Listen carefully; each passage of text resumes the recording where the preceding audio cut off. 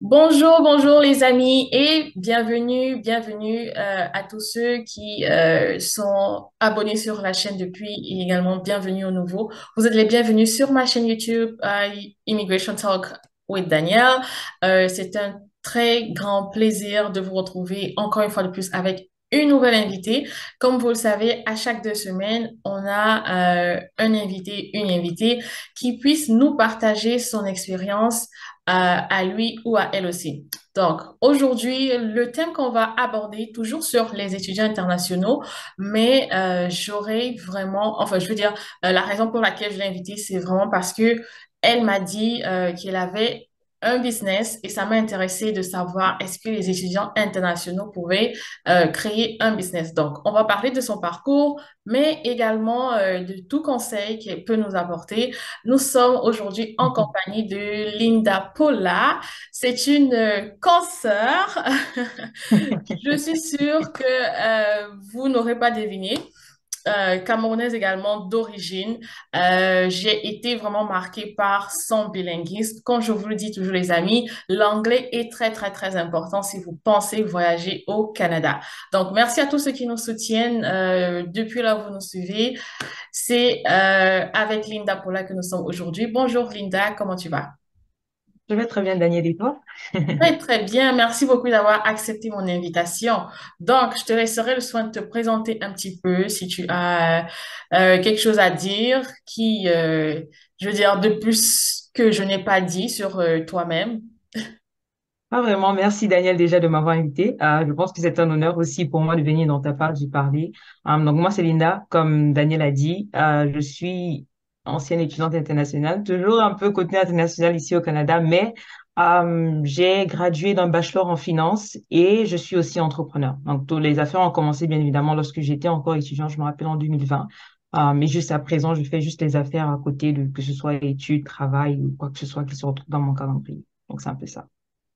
Parfait, merci beaucoup. Donc déjà, juste de prime abord, comment est-ce que tu te sens au Canada depuis que tu es arrivé? T'es déjà bien intégré, tu dirais, tout va bien? Je dirais que ça va. Je dirais que OK. ça va. L'intégration était facile de mon côté parce qu'au moins, il y avait des amis de la famille ici au Canada qui se sont finalement rendus comme la famille en tout cas. Donc, c'était très facile pour moi de m'intégrer. Contrairement à d'autres personnes qui viennent et qui doivent habiter seules et tout ça, c'est un peu plus compliqué que ça. Donc, pour moi, c'était beaucoup plus facile et voilà, j'aime bien. Ok, parfait. On est content si tout va bien. Alors, Mhm. on va commencer par le départ, bien évidemment. Qu'est-ce qui a motivé ton choix pour le Canada dès le départ? Est-ce que tu avais déjà, comme, je veux dire, des raisons peut-être un peu plus professionnelles ou c'était vraiment le choix des parents? J'aime bien cette question. Par contre, cette question vient, si je devrais répondre à cette question, ça vient plus un peu dans le background. Je me rappelle avoir demandé à mes parents une fois que je voulais aller au Canada, parce que moi, personnellement, au départ, je voulais faire des études de médecine. Mais vu que j'ai beaucoup aimé l'anglais, même si j'ai toujours été francophone, je me disais, OK, le Canada ressemble un peu au Cameroun. Donc, français, anglais, c'est les deux langues nationales. En fait, c'est les deux seuls pays qui ont le français et l'anglais comme deux langues nationales. Mhm. Donc, lorsque je regardais le Canada, pour moi, c'était le pays à aller si je ne veux pas rester au Cameroun. Donc, je me rappelle très petit d'avoir dit ça à mes parents. Ils m'ont dit, est-ce que tu es sûr que tu vas aller au Canada parce qu'il fait très froid? Moi, je me rappelle pas de cette question, mais ma mère me dit qu'ils m'ont dit en fait qu'il fait très froid. Et moi, j'ai dit, il n'y a pas de souci, je vais gérer le froid. Je me Ouais. rappelle pas de cette étape-là, mais je me rappelle très bien leur avoir dit que voilà, je vais être au Canada. Donc voilà quoi. Donc pour moi, arriver au Canada, lorsque je suis arrivée, il fallait faire une décision entre faire médecine et administration des affaires parce que les réalités d'être un étudiant international sont complètement différentes. Mais j'ai fait une décision de continuer en admin des affaires, même si je savais pas c'était quoi. Et arrivé en admin des affaires, je me suis dit, OK, vu que j'ai pas pu faire médecine, il faudrait que je fasse quelque chose qui est difficile. Donc, j'ai décidé de faire la finance, qui est un peu plus difficile dans le domaine de l'administration des affaires. Et j'ai beaucoup aimé. Donc, j'ai décidé après le collège de continuer à l'université en finance. Et ce qui était un bon parcours, je dirais. Donc, j'ai beaucoup aimé. OK. Et est-ce que tu étais quand même bonne en maths, calcul? J'ai Ou... fait, bon, au Cameroun, j'ai fait la série D. Donc, je pense que j'étais quand même bien en tout ce qui était maths, calcul, easy. Tu vois, c'était quand même un peu plus facile pour moi.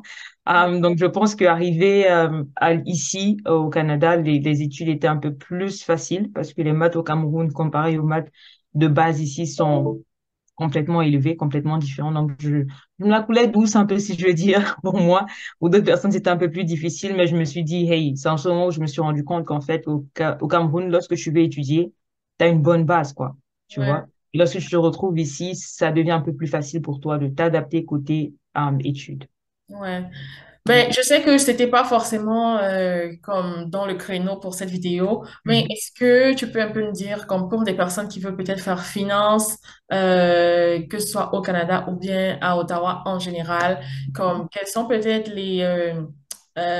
pour l'admission, voilà les conditions pour l'admission et comment faire pour être sûr d'être prise dans ce programme parce qu'il est quand même assez structuré par rapport aux autres, je suppose, c'est très, très sélectif. Ou alors, quel a été ton secret, toi, pour avoir une admission dans l'une des universités les plus prestigieuses du Canada? J'aime beaucoup cette question. Moi, déjà de base, vu que je voulais pas faire l'administration des affaires, j'avais aucune idée. De raison pour laquelle je suis passée par le collège. Donc pour moi, le collège, c'était un peu comme une étape. Généralement, quand on dit collège, beaucoup de personnes pensent que c'est le lycée ou quoi que ce soit, mais non. Le collège en anglais, c'est un peu comme une école de formation. Donc j'ai décidé de passer par une école de Ouais, formation avant d'aller à l'université parce que je savais pas quoi faire. Je pouvais pas faire médecine et je me suis dit, il faut que je fasse quelque chose. Donc lorsque je suis allée pour m'inscrire et tout, j'ai juste pris administration des affaires générales. Après un an, je me suis rendu compte que la finance était la matière que personne aimait. Donc, je me suis dit, moi, je vais commencer à aimer cette matière-là. Donc, je me suis lancée à la deuxième année au parcours de finance. Troisième année, j'ai réussi. Maintenant, pour savoir que, OK, il faut traduire maintenant de cette école de formation à l'université, il fallait avoir un GPA spécifique à partir de 7 et plus. Donc, à partir de 7 et plus, c'est ça le GPA qu'il fallait avoir pour être admis à l'Université d'Ottawa en finance. ouais, Ce que j'avais eu facilement parce que pour moi, c'était des maths de base qu'on faisait à l'école de formation. Donc, je me suis dit, hey, je prends juste ces connaissances-là, je traduis à l'université pour avoir mon bachelor en finance. Donc, ouais, finalement, côté admission de mon côté, c'était plus de me dire, OK, je vais être sûr de quoi faire à l'université. Parce que si il fallait que j'applique à l'université, j'avais aucune idée de c'est quoi j'allais faire. Tu vois? Donc, lorsque je suis allée au collège, j'ai eu un peu de direction, un peu de directive. Je savais quoi faire, je savais qu'est-ce que j'aime pas faire, tout ça. Et puis, utiliser cette directive-là pour bien m'appliquer à l'université maintenant. ouais. Donc, le tronc commun, un an quand même, la première année, tout le monde fait le tronc commun administration des affaires Effectivement, oui. avant de demander une spécialisation, si tu veux. Exactement. Ça, c'est possible. Ouais. Ok, parfait. Et est-ce que tu entends, par exemple, faire la certification professionnelle des analystes financiers? Donc là, j'aime beaucoup cette question parce que ça dépend de mon parcours. Oui. Tu vois, c'est clair que pour moi, personnellement, mon objectif, je vais le dire quote unquote, si je veux dire la vérité ou bien me regarder dans le miroir et dire la vérité, mon objectif, c'est pas d'être employé. Tu vois, Oh, que ok. j'aimerais continuer dans tout ce qui est le domaine de l'emploi. Deux domaines qui m'intéressent beaucoup, c'est le domaine de l'assurance et le marché boursier en tant qu'employé. Mais lorsque je regarde à long terme, je veux pas travailler pour quelqu'un. Donc, je me vois plus être entrepreneur. Donc, si j'ai une certification, ce serait plus pour avoir un revenu à court terme, contrairement à moi qui travaille mon business qui est un revenu à long terme. Tu vois? C'est clair que maintenant, avec les avenues de travail dans lesquelles je me retrouve, faudrait des certifications. Si je veux évoluer concernant le domaine de la finance, c'est très important. Si tu n'as pas de certification et que tu travailles dans le domaine de la finance, ce sera très difficile pour toi d'augmenter ton revenu. Tu vas te retrouver 5 ans sur le même poste sans vraiment évoluer, tu vois. Contrairement à d'être des personnes qui ont réussi à avoir ces certifications-là et qui se retrouvent à 3 niveaux plus haut que toi, tu Ouais. vois. Donc c'est intéressant. Je dirais que ça dépend vraiment des objectifs de chacun. D'accord. Que je pense à faire ces permis-là, ces certifications-là un peu plus tard. Mais cette année, concernant les jobs que moi, personnellement, j'ai eu à avoir et certaines interviews, mes prochaines certifications pour cet été ne seront pas en finance, mais dans tout ce qui est project management. Oh, Pour essayer de diversifier un peu mon portfolio, un peu, c'est ça. ouais. Et puis, je trouve que, comme même dans ton parcours d'entrepreneur, comme, je sais pas si si pour toi, c'est être peut-être consultante ou quoi, mais si tu es consultante, ça va aussi t'aider à toujours charger plus parce que Mhm, tu auras les certifications par rapport aux autres. Donc, même mhm. dans ton parcours d'entrepreneur, je pense que les certifications vont être comme utiles, en fait. Effectivement. Ouais. Ok, ok, c'est bon à savoir. Donc, pour tous ceux qui voudraient faire de la finance, c'est ça. Les maths sont très, très importantes déjà. Vous devez le savoir. Et c'est sûr que c'est... Mais pour toi, est-ce que tu dirais que c'est un programme assez intense, difficile? Comment tu l'as trouvé? Ou bien comme tu étais déjà... ah ouais, comme tu étais déjà à l'aise avec c'était vraiment easy peasy. Pas vraiment. Vu que je viens du domaine, tu vois, la mentalité médicale, c'est tu entres dans une école et puis tu finis, c'est bon. Right? Je me rappelle les premiers cours en administration des affaires, je me suis dit, mais qu'est-ce que je fais là? J'ai fait les sciences toute ma vie. Je connaissais pas c'était quoi il faut balancer, je sais pas, débit, crédit. J'ai Ouais. passé du mal de temps à comprendre c'était quoi. Tu Mhm. vois, comment on appelle ça, mortgage, tout ce type de mots-là. Je me disais, mais qu'est-ce que je fais ici? Et puis, la raison pour laquelle je me posais cette question, c'est parce que la majeure partie de mes camarades de classe, ils venaient d'écoles où ils avaient déjà fait économie. Ils Mhm. venaient d'écoles où ils avaient déjà étudié dans tout ce qui était dans les domaines administratifs. Donc, et moi qui venais du domaine médical, je me suis dit, mais qu'est-ce que je fais là? Tu vois, il y a beaucoup de questions qui se sont, beaucoup de points d'interrogation, mais la raison pour laquelle je me demandais ça, c'est parce que même si j'allais à l'université, j'allais me poser cette même question. Mhm. Qu'importe le programme que j'aurais choisi. Donc, il fallait que je perce, que je persévère, que je me décide de dire, OK, je vais apprendre ça. On est tous au niveau 1, donc on est là pour tous apprendre. Et après, finalement, j'ai beaucoup aimé, j'ai percé, j'ai juste continué à étudier. Donc, je dirais que la finance, ça demande beaucoup de travail. J'aime beaucoup comparer la finance à la comptabilité parce que ça, c'est deux domaines qui aiment beaucoup se chamailler. J'aime beaucoup dire qu'en comptabilité, 1 + 1 égale à 2 et en finance, 1 + 1 peut être égal à 3. Mhm. Donc, la différence entre la finance et la comptabilité, c'est le fait de pouvoir discuter une certaine réponse. En comptabilité, il y a un seul résultat. Contrairement en finance, ça dépend de la personne qui donne le résultat parce qu'elle est capable d'expliquer. Il n'y a pas d'explication en comptabilité. C'est soit c'est zéro, soit c'est pas Ouais, ça. j'ai l'impression que c'est plus, c'est vraiment plus, un peu comme les mathématiques, genre la Ouais. logique, essayer de mettre la Mhm. logique. Et pourtant, Exactement. en finance, il y a plus de raisonnement. Et c'est ça. Et tu peux prouver que tu peux arriver à trois. Effectivement, à 3. C'est ça en Donc, fait. c'est ça que j'aime beaucoup de ce côté financier-là. Il y a des maths, oui, mais il y a aussi une petite logique de toi qui vient à l'intérieur de se dire, OK, pourquoi pas ça et d'autres avenues? Ce que beaucoup de personnes trouvent un peu difficile aussi. Ok. Ben, comme peut-être dernière question sur le programme, parce que les gens, Mhm, ils aiment beaucoup les chiffres, mhm, ce mhm, qui les aide à peut-être décider quel programme ils feront. mhm. Est-ce que tu connais un peu comme la moyenne des salaires pour quelqu'un qui travaille dans les finances, peut-être début et un peu plus poussé dans ta carrière, c'est quoi le range? Je dirais que maintenant, ça dépend parce que lorsque je dis finance, il y a tellement d'avenues en finance contrairement à la comptabilité. Ok. Comptabilité, c'est juste tu es comptable ou bien donc tu commences un peu dans ce domaine comptable-là.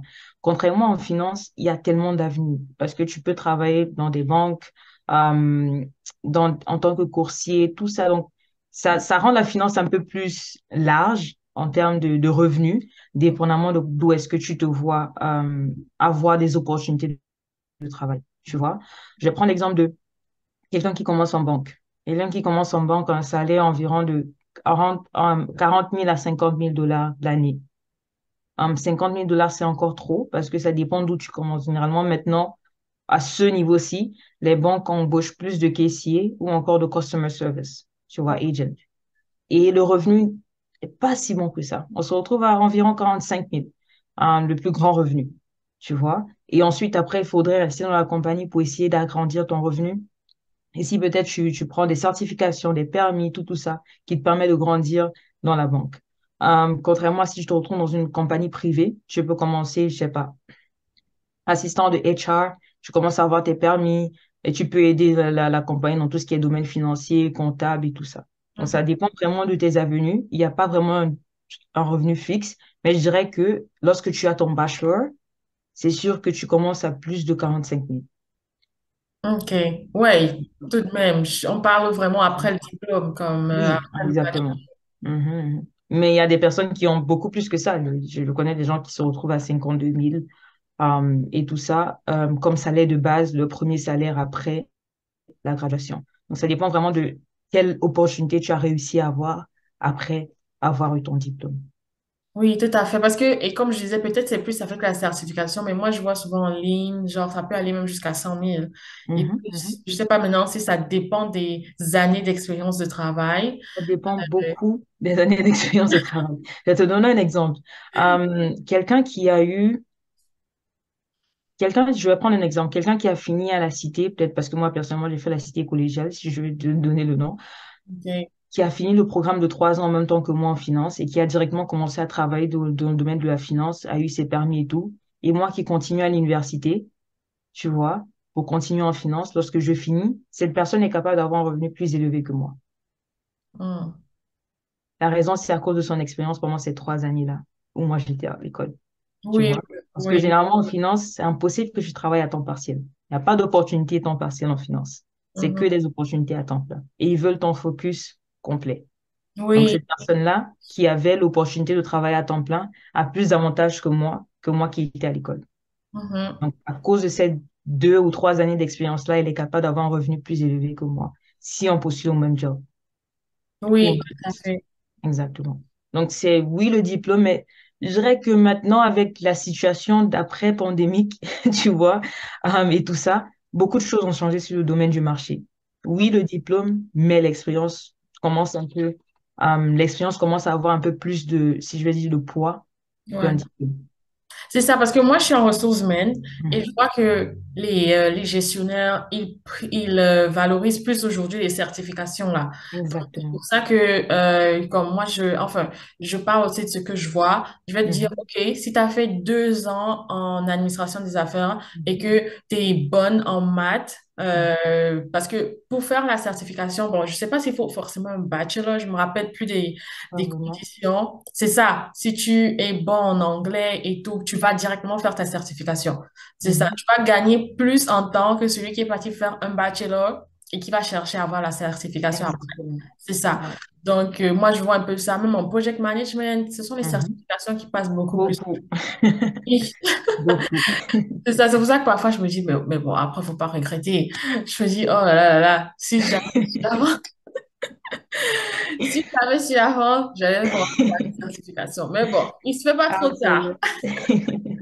c'est pas si tard que ça, non. Oui. Donc, qu'est-ce que tu dirais qui a fait le succès, comme en dehors du fait que tu avais déjà de la famille ici, est-ce que tu as 2 ou 3 éléments qui ont fait le succès de ton intégration comme personnel pour toi? Qu'est-ce qui a fait le succès de ton intégration au Canada ou même à l'université? Well, je dirais pas que j'ai une intégration complète, pour te dire la vérité, mais juste la petite intégration que j'ai eue. Je dirais 2 choses ont fait le succès. La première, c'était le fait que je me suis retrouvée dans si je vais dire un peu, une zone dans laquelle je ne contrôlais rien, parce que j'ai complètement quitté le Cameroun ici. Il y a que soit les Canadiens ou bien les personnes qui ne viennent pas du Cameroun, surtout dans mon programme à moi. Les Camerounais, généralement, lorsqu'ils viennent ici au Canada, ils se retrouvent plus en côté IT, informatique et tout. Et moi, je me retrouvais dans le domaine de l'administration. Tu vois très peu de Camerounais. Donc, je me suis retrouvée dans un environnement de Congolais, Haïtiens, tout ça. Donc, j'étais obligée un peu d'essayer de comprendre leur culture, tu vois. Donc, juste de me retrouver dans cet environnement complètement différent de celui dans lequel j'ai grandi. J'étais obligée de comprendre d'autres cultures et comprendre que, hey, il y a telle personne qui vivent comme ça, telle personne. Donc, ça m'a aidé un peu à plus comprendre certaines choses. Et la deuxième chose serait l'ouverture d'esprit. OK.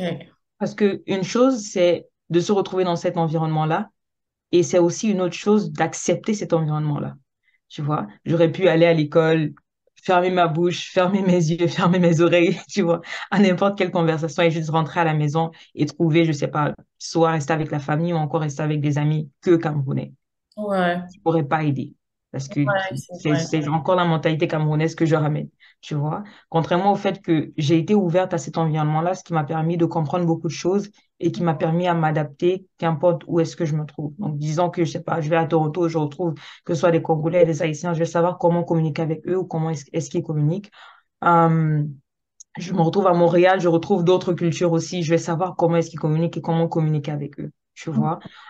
Contrairement à si je m'enfermais moi-même, de dire, OK, je veux juste connaître des Camerounais, j'aurais pas pu avoir cette connexion-là avec, que ce soit, je sais pas, des Indiens, des Asiatiques et tout ça. Donc, je me suis finalement, non seulement, oui, j'ai été dans cet environnement, mais je me suis laissée ouverte à comprendre un peu c'était quoi leur manière de fonctionner. Donc, je dirais que c'est deux choses qui m'ont beaucoup aidée.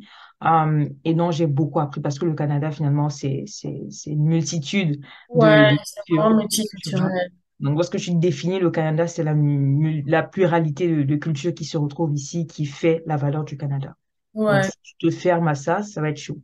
Ouais. Et je trouve que c'est comme dans le côté anglophone, t'as pas trop le Mhm. choix en fait, parce que c'est vraiment plus multiculturel. T'as pas trop le choix. C'est vrai que Montréal aussi multiculturel, mais mon expérience par exemple à Montréal, c'est que je trouve que les Africains francophones en général, ils aiment bien rester dans leur culture, ils s'ouvrent pas beaucoup. Donc je sais pas si c'est parce que le côté anglophone il y a plus vraiment de profils diversifiés, variés qu'à Montréal ou au Québec, par exemple, je sais pas trop. Mais c'est ce que j'ai remarqué. Les Africains francophones, généralement, ils aiment beaucoup rester entre eux, là, surtout les Camerounais. C'est bien, Je en te fait, c'est dirais bien que et c'est pas bien. Je te dirais que toute culture aime le faire. Parce que moi, par exemple, j'ai beaucoup d'amis congolais. Eux, ils aiment rester entre eux, les Congolais.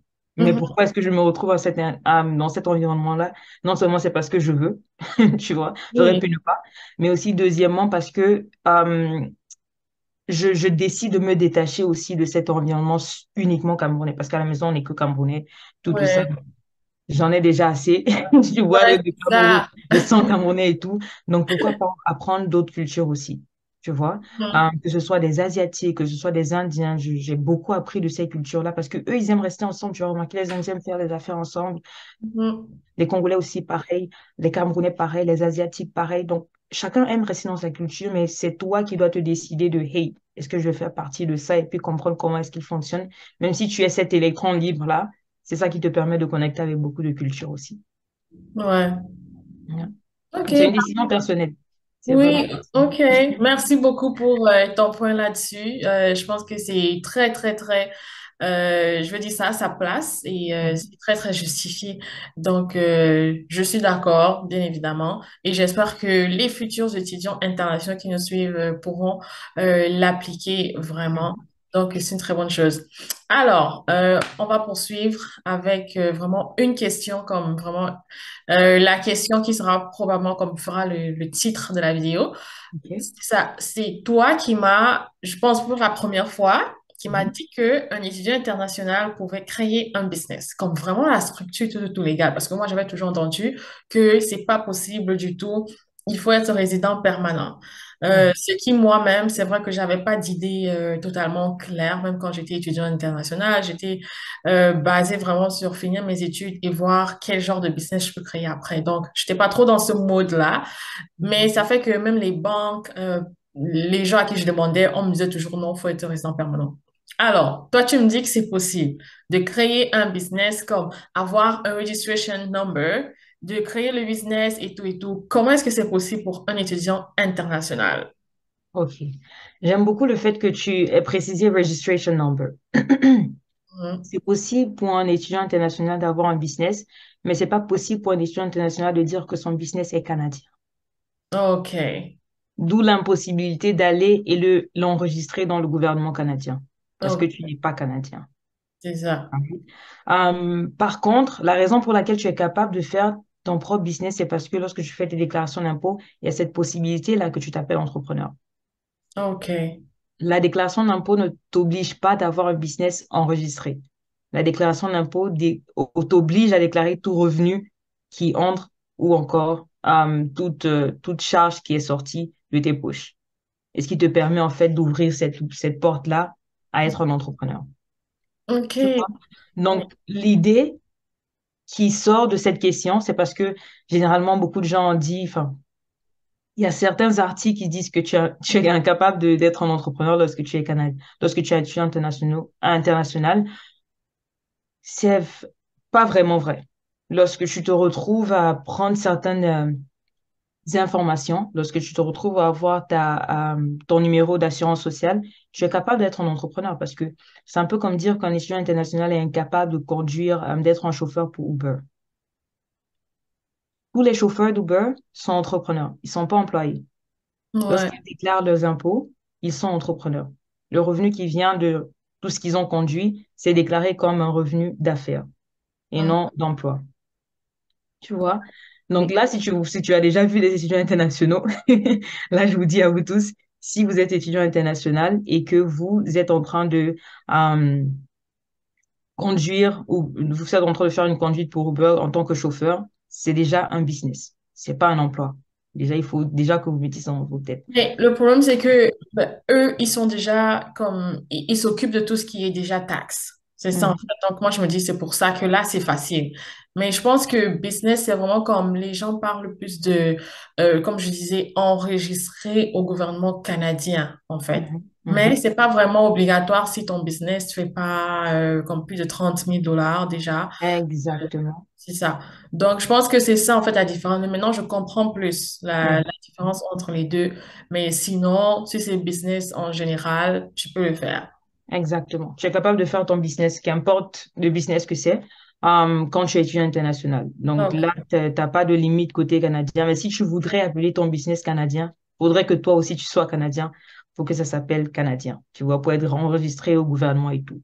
Mais si tu n'enregistres pas, tu n'es pas canadien, il n'y a pas de souci. Il y a des Canadiens même qui n'enregistrent pas leur business.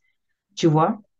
C'est par volonté et pas aussi par pure paresse, parce que ça demande beaucoup de paperasse, tu vois, beaucoup de paperasse qui passe à l'arrière, mais t'as pas besoin d'enregistrer ton business pour être un entrepreneur. Tu peux Hum, l'être, mais ce que le gouvernement canadien te demande de faire, c'est de déclarer tes taxes, déclarer tes revenus, déclarer Oui. tes dépenses et tout ça. Donc, Ouais. c'est un peu ça. Oui, l'alarme commence vraiment à sonner, comme je dis, quand tu commences à gagner gros et tout. Mhm, Et, exactement. c'est ça, et tu déclares pas, comme ils vont toujours savoir. Oui. Ouais. OK, donc comment est-ce que toi, tu commences ton business? En quoi est-ce qu'il consiste? Et c'est ça, comment est-ce que tu te retrouves là-dedans? J'aime beaucoup cette question parce que moi, personnellement, dans ma vie, j'ai jamais voulu être entrepreneur. Je pense que je t'avais dit ça. Moi, personnellement, comme je l'ai dit un peu au début, j'avais toujours cette mentalité médicale-là. Je voulais être médecin, donc il n'y avait rien d'autre dans mes plans que la médecine. Malgré le fait que toute ma famille est entrepreneur, je voulais pas l'être parce que je pense que je connaissais un peu c'était quoi, plus les plus et moins d'être un entrepreneur. Donc pour moi, ça m'a jamais intéressé. Et pour moi, je me disais, ça va jamais m'intéresser. Par Mhm. contre, je me rappelle en 2020, lorsque j'ai perdu mon travail à cause de la pandémie, en ce moment-là, il y a beaucoup de points qui ont cliqué dans ma tête. Là, ma tête a commencé à chauffer, comme on dit, et je me suis rendu compte que, waouh, je peux pas vivre comme ça. Je C'est ça. m'imaginais, moi, avec ma famille, et juste recevoir un email la nuit qui te dit, hey, you know, tu es laid off. Oui, Une les raison. choses qui finissent jamais. Tu sais pas, on va Effectivement. te Donc rappeler. là, tu commences j'ai vraiment compris pourquoi est-ce qu'il y a des personnes qui sont entrepreneurs. J'ai vraiment compris pourquoi mes parents étaient entrepreneurs parce que si ils avaient eu à vivre ce genre de choses, je pense que ça ramène du stress qui ramène de la maladie qui finit par te limiter tes revenus, tes capacités de ramener encore de l'argent. Donc finalement, à un moment donné, je me suis dit, hey, faudrait que je me mette encore le visage devant le miroir et puis me dire que je vais être entrepreneur, il n'y a pas de choix. Par contre, moi, c'était intéressant parce que de mon côté, tous mes amis sont entrepreneurs. Donc, ils ont, que ce soit des amis congolais, indiens, asiatiques, ils ont tous des affaires.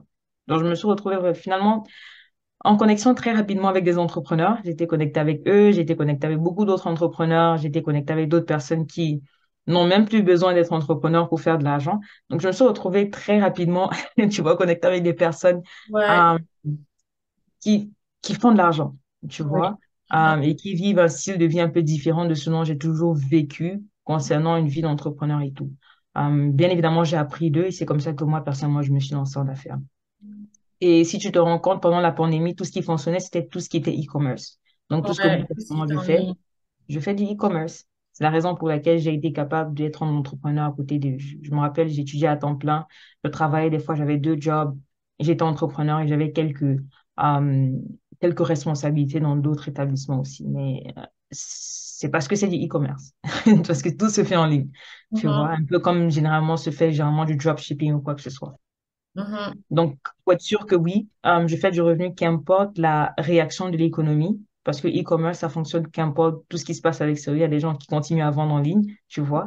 Donc, pour être sûr de faire du revenu qu'importe ce qui se passe dans le monde, j'ai décidé d'être un entrepreneur en e-commerce. Mais ce qui m'a plus intéressé, c'était le fait que vu que je suis connectée un peu partout côté entrepreneuriat avec des personnes qui ont du succès, j'ai mhm. quand même un peu l'aide de ces personnes-là qui ont du succès côté conseil euh, et tout ce qui peut venir avec. Donc, c'est un peu ça. Ouais. Ah non, c'est sûr que ça aide d'être dans le bain, dans cette atmosphère-là Ouais. et tout. Et c'est ça. Est-ce que donc tu offres des services ou que je sais pas, tu veux que peut-être quelqu'un qui est ici, je sais pas, va te contacter ou pour avoir ton aide pour quelque chose ou pas encore vraiment? Comme tu offres pas encore, je veux dire, si quelqu'un, est-ce que quelqu'un pourrait te contacter pour un quelconque service présentement, ou bien c'est vraiment plus du pur e-commerce que tu fais pour l'instant? J'aime ce que tu dis. C'est vraiment du pur e-commerce que je fais, mais en même temps aussi, j'aide dans tout ce qui est coaching entrepreneurial. Parce que Ok. coaching entrepreneurial, bien évidemment, dans du e-commerce. Parce Mhm, que c'est impossible, je vais prendre un exemple, c'est impossible que je sache jouer du basketball et je t'apprends à jouer du football. Impossible. Tu mhm. vas peut-être jouer, mais tu ne seras pas bon tu vois, au football comme si je t'aurais aidé en basketball. Tu vois? Ce que moi, personnellement, je fais, c'est que je sais que si je suis bonne en ce que je fais, je ne peux qu'aider une autre personne à être aussi bon en ce que je fais, par exemple. Et ce que je fais, c'est du e-commerce. Donc, toute personne qui cherche des opportunités côté e-commerce, surtout en Amérique en général, pas seulement au Canada, je serais ravie d'aider parce que on m'a aidé, pourquoi pas aider d'autres personnes. Ok, ok, that's cool. Donc, sur LinkedIn, vous pouvez rejoindre Linda Paula sur LinkedIn. Je ne sais pas si elle a d'autres réseaux, mais je pense qu'elle aime bien LinkedIn. Comme- J'utilise beaucoup LinkedIn. Déjà, je dirais à toute personne qui pense à se mettre un peu, si je veux dire, un peu à mettre son pied droit à l'avant, un peu comme on dit en français, en anglais, put the right foot forward.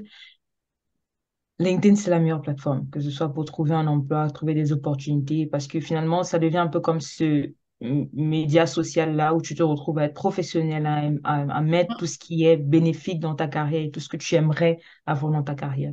Donc, des personnes qui le voient, imagine, tu as un employeur qui le voit et finalement qui finit par te contacter, c'est comme ça Ouais. que tu finis par. Moi, j'ai déjà eu un travail grâce à ça, qui m'a ouvert beaucoup d'autres portes aussi. Donc, LinkedIn, Ouais. c'est magnifique, si je veux Ouais. dire. Mais comme j'ai remarqué que beaucoup d'immigrants ou d'étudiants internationaux, même en général, ils n'utilisent pas beaucoup LinkedIn. Exactement. Ouais, c'est pour ça. Malheureusement. Précision encore, si vous n'êtes pas encore sur LinkedIn, allez et vous comptez être professionnel, inscrivez-vous sur LinkedIn et contactez Linda Paula si vous avez besoin de conseils. Peut-être elle va ouvrir son coaching academy bientôt. Donc, rendez-vous pour cela dans quelques années. Alors, est-ce que tu as des idées de business que tu penses pouvoir, comme que tu peux peut-être suggérer à des étudiants internationaux arrivés ici, comme que tu as vu, ou parce que je partage également mes idées, mais comme est-ce que tu as des idées que tu aimerais partager ou recommander peut-être à quelqu'un? J'aime beaucoup cette question. Moi, personnellement, je dirais e-commerce. Juste pour te dire. Oh, of Raison pour course. laquelle, la raison, c'est parce que c'est pas pour dénigrer d'autres idées d'affaires, mais c'est la raison pour laquelle je dis e-commerce, c'est parce que si quelqu'un vise à faire du revenu à long terme, faudrait penser à être en ligne. Ouais. Et pourquoi ne pas être complètement en ligne? C'est ça l'idée. Mhm. Aujourd'hui, beaucoup d'affaires sont en train de fermer parce que ils avaient une présence en ligne et physique. Tous ceux qui avaient une présence complètement physique sont encore en chute de revenus jusqu'à présent. Donc, tu Mhm. vois. Je prends l'exemple de Hudson Bay. Hudson Bay, aujourd'hui, est en train de fermer ses portes au Canada. Mais ils avaient Donc, quand même une présence en ligne, non? Ça veut dire qu'il y aura plus de présence en ligne aussi, tu vois?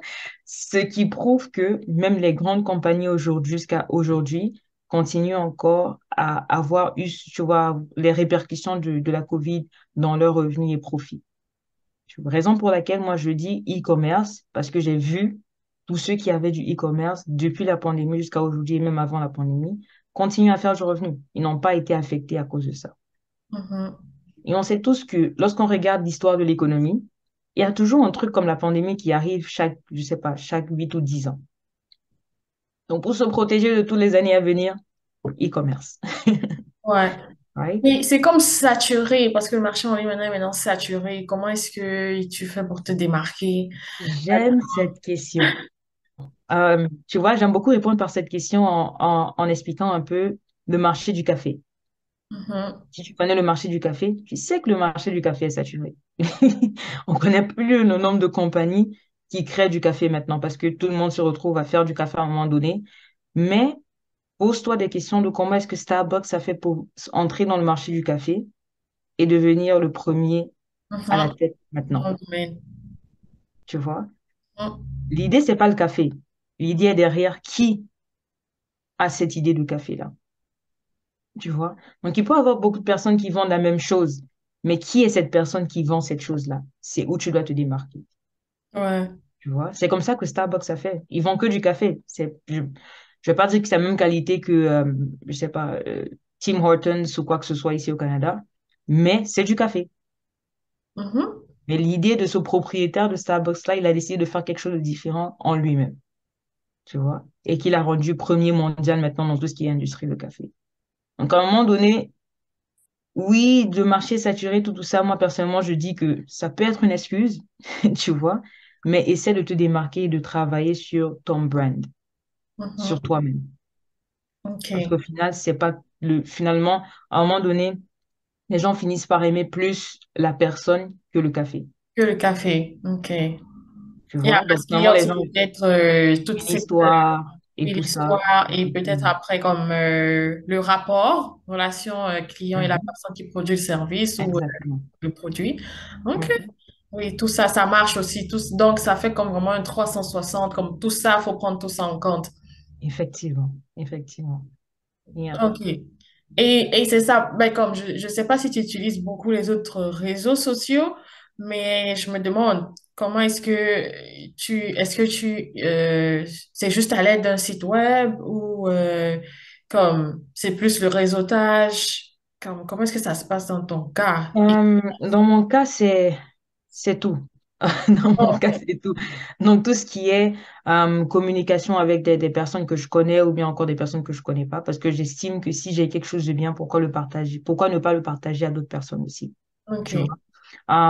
Je vais prendre un exemple de peut-être moi qui utilise quelque chose pour mon visage. Tu vois? À la place de moi aller discuter à quelqu'un, c'est quelqu'un qui va venir me dire que tu as une belle peau, qu'est-ce que tu utilises? Et moi, en sachant que c'est quelque chose que je produis, je ne peux qu'aider cette personne-là aussi avec tout ce que j'ai fait sur ma peau. Tu vois? Parce que je l'utilise, je sais que je ne suis pas comme un vendeur, mais je suis plus un peu comme un conseiller. Ouais. Tu vois? Et parce que j'utilise mes propres produits, tout client peut avoir cette confiance en se disant que, hey, pour moi, je sais qu'elle a utilisé, j'ai vu des preuves et j'aimerais voir ces preuves-là sur mon visage aussi, ou bien dans ma vie aussi, ou bien dans quoi que ce soit. Mhm. Donc, je dirais que c'est vraiment tout ce qui est applicable à utiliser, je Ouais. l'utilise pour Pour être sûr de, grandir. oui, mais créer cette confiance-là entre le client et moi, c'est beaucoup important parce que, comme tu as dit, le marché peut être saturé, mais si tu es différent de tout type, toute autre personne qui se retrouve là-bas, Mhm. le client va pas voir ailleurs. Il va juste se référer vers toi. Ouais. Ben, du coup, ce que moi je vois, parce que je sais que être entrepreneur, c'est pas facile, ça demande comme plus de 20 heures. Parce que ce que moi j'ai entendu, c'est que oui, tu peux faire du business, mais il faut que ça reste dans les 20 heures prescrites par l'immigration. Maintenant, je me dis, être entrepreneur, ça prend plus de 20 heures. Comment est-ce que tu fais donc? Ben, ça veut dire que du coup, tu vas faire plus de 20 heures parce que ça demande aussi du temps et l'immigration n'est pas là pour contrôler quand c'est ton propre business, que tu as juste mis 20 heures à l'intérieur comme 20 heures de tes efforts dans ton business. Donc, tu as fait plus de 20 heures. T'es- J'aime bien ta question. Les 20 heures, c'est seulement pour un emploi. Ok. Pas pour les affaires. Parce que les affaires, c'est vraiment impossible de pouvoir savoir combien d'heures est-ce que tu mets. Parce que finalement, pour les affaires, il faudrait aussi mettre le temps que tu commences à penser à une idée avant même de la mettre sur pied. Tu Ok. vois? Ce qui finit, des fois, tu te retrouves à une journée en train de penser à une idée et tu finis par mettre cette idée-là peut-être une semaine après. Tu Mhm. vois, donc, c'est insensé de mettre ces heures-là comme ça. Donc, les 20 heures, c'est généralement juste pour un emploi. Lorsque tu es entrepreneur, ton revenu, tu le déclares. Il n'y a pas d'heures à déclarer lorsque tu déclares tes impôts. Tu vois? Donc, l'immigration ne cherche pas derrière combien d'heures est-ce que tu as mis dans ton travail. Il cherche juste combien d'heures est-ce que tu as mis dans ton emploi parce que c'est cet emploi-là qui utilise ton numéro d'assurance sociale. Ok. Tu vois? Donc, du Donc, c'est coup, au tu travers de ça. conseillerais à quelqu'un qui veut peut-être avoir son indépendance très tôt, après avoir fini les études, de commencer par son propre business. Parce que de toutes les façons, les heures ne sont pas traquables comme par exemple l'emploi. Effectivement. Donc, pour une personne qui pense à faire l'entrepreneuriat, moi, personnellement, j'aurais conseillé de commencer le plus tôt possible parce Mm. que l'entrepreneuriat, c'est encore un peu comme une école. Il n'y a aucune école qui nous prépare à l'entrepreneuriat. Il n'y a aucun programme qui nous prépare à l'entrepreneuriat. Tout ce Mhm, qu'on a étudié à l'école, tu vois, toute personne qui a pris un programme d'entrepreneur ou bien entrepreneurial et qui se retrouve à commencer les affaires apprend beaucoup plus, mhm. tu vois. Il y a beaucoup plus de trucs en réalité qui se passent que des trucs textuels, tu vois. Donc, commencer le plus tôt possible, it's okay. It's okay if you fail. It's fine. But just continue. Il faut juste persister. Ouais, It's la okay. persévérance. Et maintenant, le temps de te dire, OK, il faut que j'attende que tous les paramètres soient bons. Les paramètres peuvent ne pas être bons à aucun moment. Donc, finalement, ton idée, il y a 10 ans, dans 10 ans, tu vas te retrouver avec cette même idée-là qui n'a pas grandi. Mhm, Au lieu de la commencer maintenant, même si tout n'est pas parfait, au moins tu commences et puis après un an, tu te dis, OK, ça n'était pas parfait, il fallait que je puisse changer telle chose. Deuxième année, tu changes. Troisième année, tu changes. Tu as déjà beaucoup plus appris que quelqu'un qui commence son business tout de suite. mhm. Tu vois? Donc, c'est pour ça que je conseille toujours de, hey, c'est juste des affaires. Commence quand tu peux, tu vois. Pas quand tu veux, quand tu peux. Right? Juste commence. Et puis, ça va commencer à grandir de soi-même avec le temps et tout ça. Ouais. C'est juste que dans le pouvoir, il faut éliminer le doute, en fait. Mhm, Parce mhm. que tu peux maintenant, mais tu vas te dire que tu peux pas. Donc, il faut éliminer le doute pour pouvoir mettre ça Tu sur sais, pied. j'aime bien cette perspective parce que dans l'entrepreneuriat, il y aura toujours le doute. Mhm, La raison pour laquelle on est entrepreneur, on n'est pas employé parce que un employé, c'est tout. Un employé, c'est quand on le paye, combien on le paye, combien d'heures il travaille, tout ce mhm, genre de choses. Un entrepreneur, non. Tu vois? mhm, Raison pour laquelle tu es ton propre patron, parce que c'est toi qui dois déterminer toutes ces choses-là, maintenant pour toi. Tu vois? Et la seule manière de déterminer ça, c'est impossible que tu puisses déterminer ça d'une manière parfaite au début. Impossible. Parce que tu n'as pas grandi comme ça, c'est pas dans tes habitudes, c'est quelque chose de nouveau. ouais, Donc, it's fine. It's okay to fail at the beginning, but just make sure that you correct yourself and then you grow. mhm. OK. Donc, comment est-ce que tu as géré ton temps avec les deux jobs et étant étudiante internationale, sachant la charge de travail pour tes études? Bon, j'aime cette question encore. C'est encore, ça va encore dans notre définition de quels sont tes objectifs à long terme. C'est OK. très facile lorsqu'un objectif à court terme finit par couvrir ton objectif à long terme. Tu vois. Mhm. Mon objectif à long terme, c'était finalement de faire les affaires. Ouais. Donc, si je delay, si je retarde cette idée-là, à un moment donné, ça va se retrouver être un peu plus sombre qu'avant. Mhm. Tu vois. Les études, je savais que j'allais graduer, pas de doute. Tu vois. Le travail, je savais qu'à un moment donné, je vais changer de travail, ou encore je vais perdre ce travail-là, pas de doute. Mais les affaires, beaucoup de doutes. Donc, Mhm. pour éclaircir ces doutes-là, pour moi, la solution, c'était de commencer tout de suite. Commencer tôt. Ouais. Même si je mets 1 heure, parce que moi, personnellement, dans mes affaires, c'est pas des affaires à temps plein, c'est des affaires à temps partiel. Donc, il faudrait que tu aies d'abord quelque chose avant de les mettre de côté. Sinon, Mhm. tu te retrouves avec toute une journée complète à rien faire, tout ça. Donc, à cause de ce e-commerce-là, je pouvais au moins utiliser, OK, 2 heures de mon temps par jour en me disant que je travaille sur mon business pour faire telle quantité d'argent par mois et savoir que, OK, chaque mois, j'apprends au travers de tout ce que j'ai pu faire, tu vois, au travers de mes années. Donc, Mhm. c'est tout ça. OK. Poser Et la question de savoir comment est-ce que je manageais mon temps. puis, Calendrier. Calendrier. J'étais alors, le meilleur ami de mon calendrier. Je le suis toujours. Tu mhm, vois, il faut être sûr que tu puisses être un maniaque de ton temps. La raison pour laquelle, je me suis rendu compte personnellement que la raison pour laquelle les gens sont plus maniaques de l'argent que de leur temps, c'est parce que pour l'argent, il y a un compteur, ta banque. Lorsque tu enlèves $500 dans ta banque, tu vois que $500 a été enlevé. Tu mhm, vois. Et là, maintenant, lorsque ça, disons que tu as $1 500, lorsque tu enlèves $500, tu vois $1 000. Tu te dis, OK, c'est bon. Tu enlèves encore 500, tu vois 500. Tu te dis, il faut commencer mollo. Tu vois, tu enlèves 300, tu te retrouves à 200. Tu te dis, tu n'as pas assez d'argent. Tu peux pas te permettre de faire beaucoup tu vois, de folie ouais, avec de ces folie. $500-là. Mhm, Contrairement au temps, tu n'as pas de décompte. Le temps, tu n'as pas de décompte. Donc, généralement, on se permet de perdre beaucoup de temps parce qu'on ne voit pas où ce temps-là va. mhm. On ne voit pas comment est-ce qu'on perd ce temps-là.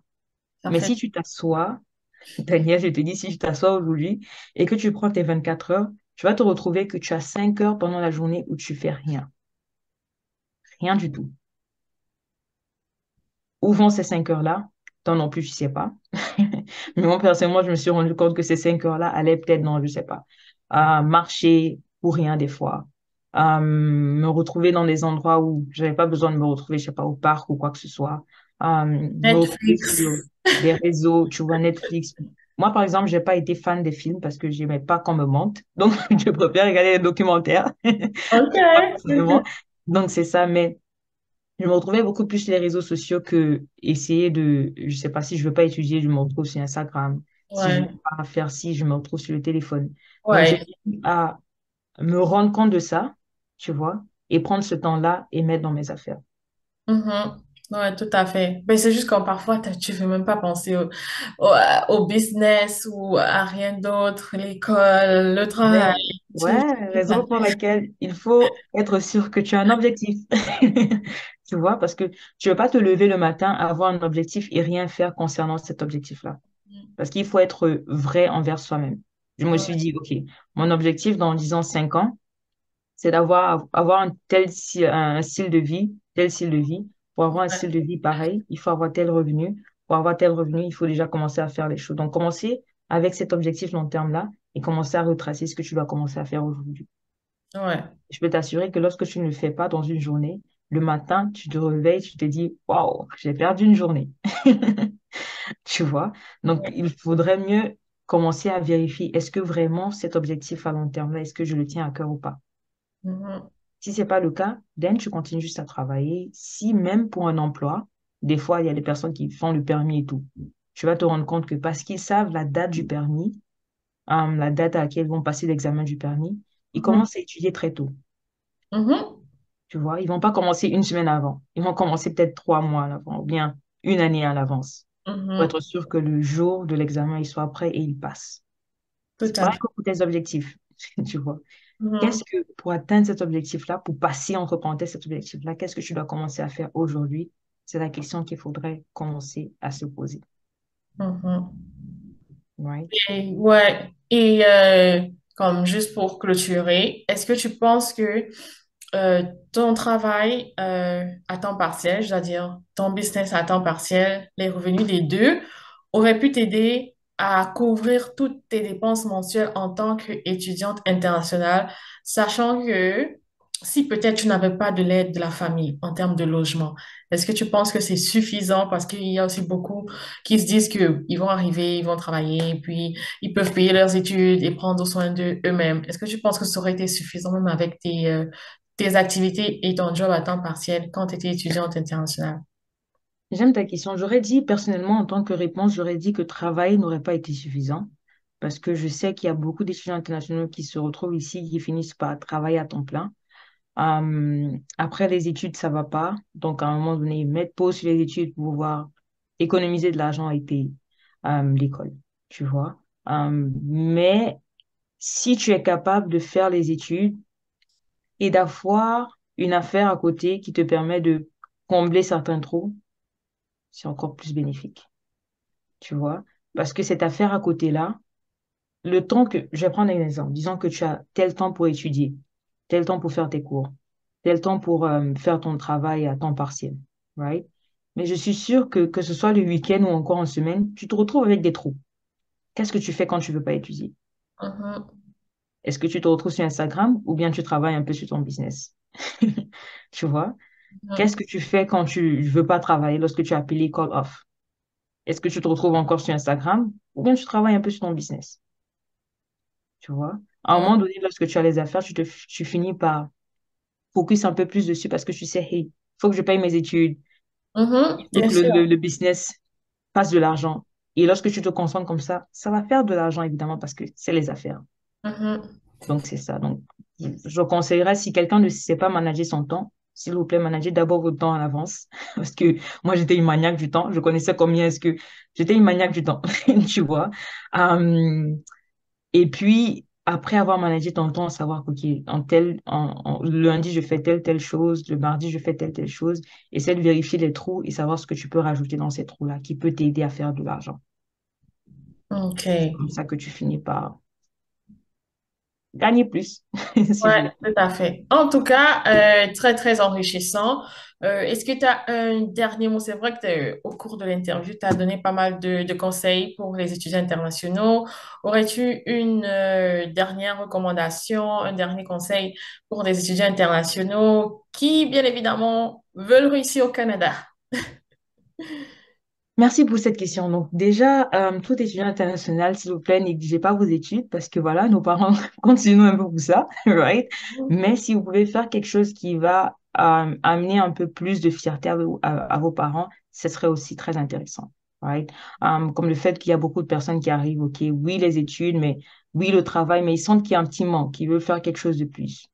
Faites les affaires, right?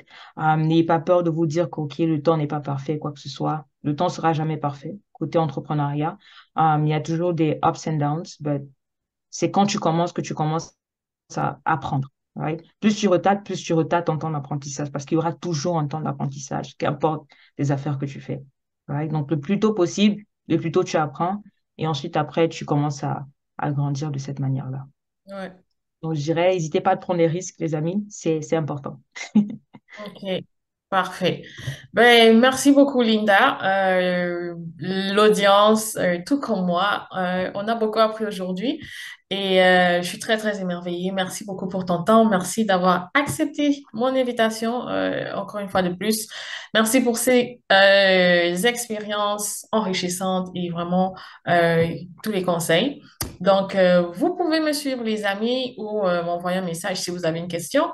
Sur Instagram, ben, c'est Daniel Bolo, toujours, LinkedIn ou Facebook. Donc, on se retrouve très, très prochainement pour une nouvelle vidéo et on se dit à bientôt. Portez-vous bien d'ici là et bye bye. Est-ce que tu veux dire au revoir, Linda? Oui, merci de m'avoir invité, Daniel. C'était vraiment un plaisir. J'ai aussi appris de mon côté et bonne chance à tout le monde. Merci. Au revoir, les amis.